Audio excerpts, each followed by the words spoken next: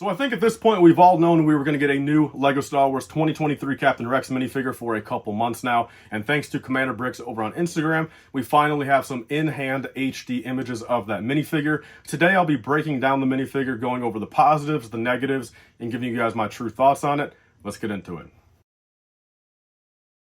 So welcome back everyone to another LEGO Star Wars video, and as I said, this will be a full breakdown of the new Captain Rex minifigure coming in the UCS Venator on October 1st, 2023. Before we get started, I do want to pop up the winner really quick for this Commander Fox minifigure. This is the official one coming out September 1st, 2023, so you will get it a couple weeks early.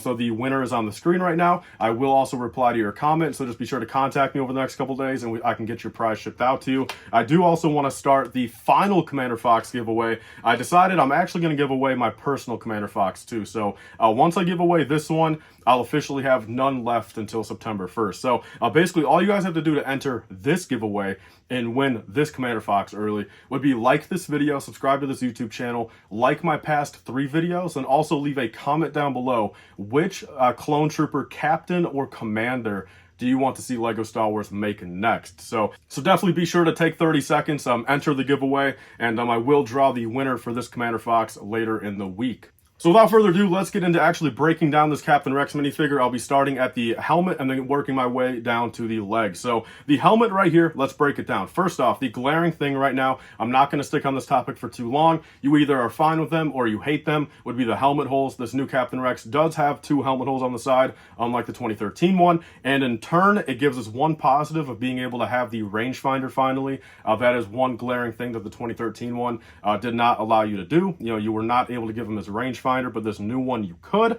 Another thing people have brought up, if you guys want to utilize those helmet holes on the new one, is you could actually put a pair of macro binoculars on them, and you know, Captain Rex has been seen wearing those predominantly in the Umbara arc. So if you guys want to cover up those helmet holes and give Captain Rex a kind of a little bit cooler look, in my opinion, give him a little bit more of a stylized look, you guys could put some macros on them, and that would probably be a pretty easy solution to anyone that does not like the helmet holes and how they look. So other than that, other than the rangefinder, moving on to the actual mold itself and the print on the helmet, I gotta be honest, this does look a little bit more premium and a bit better, I think, than the 2013 one. One of the biggest things off the bat is the mouth print. The one on the 2013 has always been very small, in my opinion. You know, a lot of people always agree with that also. The 2013 Captain Rex, for some reason, had a very disproportionate actual little mouth piece, you know, on the helmet. Moving on to the visor, this is where I think this helmet starts kind of falling apart a little bit.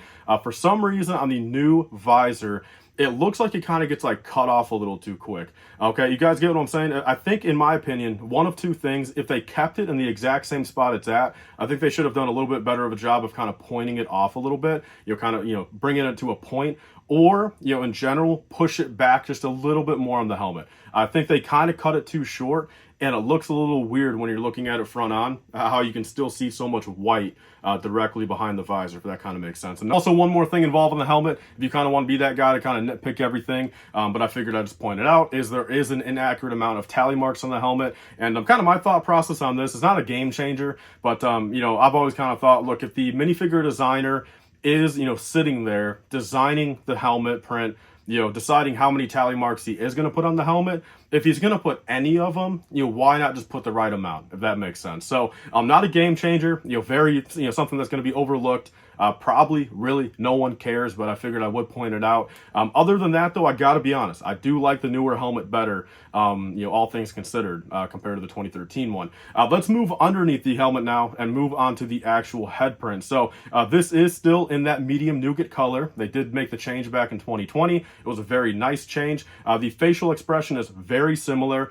This is pretty much the exact same regular clone head, other than just a couple extra lines. And then the biggest change, which, you know, kind of makes them at least look somewhat like Captain Rex, if they're not going to do anything too crazy different, would be the actual bandage where the inhibitor chip got removed. That's a nice little addition. And I guess, you know, when you really think about it in the grand scheme of things, the helmet will be covering the head most of the time anyway. So it is definitely nice to have a little bit of an exclusive print on there. I do wish they did a little bit something more, maybe a little bit of a hint at a 5 o'clock shadow like the older ones, or just a little bit of a different expression, a couple extra lines, something like that. But I think nonetheless, I am definitely plenty fine with this head. Leave your thoughts down below on. Next up, let's move down to the pauldron right here. Luckily, it is a cloth piece still. They have not gone that far yet on us, where at least they're still including cloth for the pauldrons. And, you know, my honest opinion on this, there's a very good picture of the 2013 one versus the 2023 one.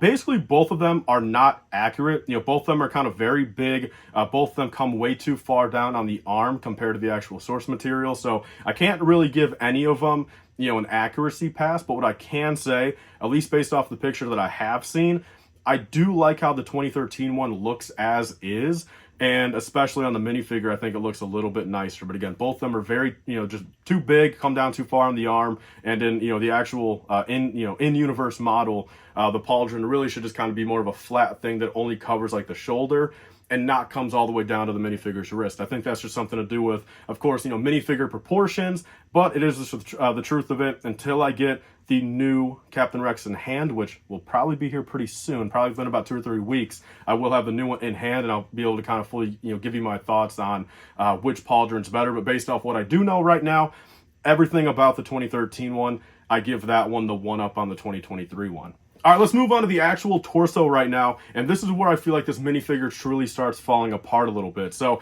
let's move on to the arm print first, because again, this is a positive, you know, in the grand scheme of things. What I can say is, again, it kind of sucks. The tally marks are inaccurate again. Can you blame them too heavily? Probably not, but it is just what it is. Again, they designed the arm print, they put a certain amount of tally marks on there, and of course, in the grand scheme of things, it has to be the wrong amount, but not something I'm going to knock the minifigure too much for. I am happy that it has arm print nonetheless. It's definitely a nice addition to the minifigure. I do also like how in 2023, they are seeming to actually bring the arm print really all the way up to the shoulders. That's another positive. So I do give the arm print, you know, a lot of credit. I think it's nice. You know, I really do like how they did it. I like the inclusion of it. It's kind of to be expected in a UCS set though, but I'm happy LEGO did it. And basically another kind of thing involving that pauldron that sucks is the fact of the newer one being so long still, and them not really changing it up where it sits a little bit more on the shoulder.